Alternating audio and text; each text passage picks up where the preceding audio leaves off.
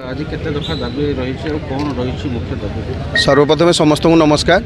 आज सारा भारत में देशव्यापी आंदोलन पर भारतीय मजदूर संघ एक डाकरा देछि। 11 दफा दाबी नहीं आज भारतीय मजदूर संघ प्रत्येक जिलापाल कार्यालय सम्मुख में जिलापाल माध्यम माननीय प्रधानमंत्री, माननीय श्रम मंत्री एवं माननीय मुख्यमंत्री को एक दाबीपत्र प्रदान करा जिवो।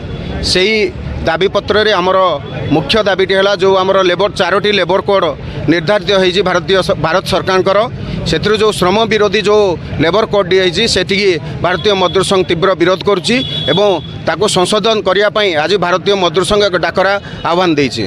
ता परिप्रेक्षी में आमर जो स्कीम वर्कर तथा अंगनवाड़ी आशा एवं जो मध्याह्न भोजन जो कार्यकर्ता माने जो काम कर श्रमिक भाई मैंने तांकर जो मासिक जो जी भी दरमा दिखाई ताकू वृद्धि करने आज से भी गोटे डिमांड दिखाई सामान काम को सामान दरमा ताकू भी मध्य एक डिमांड दि जाइए।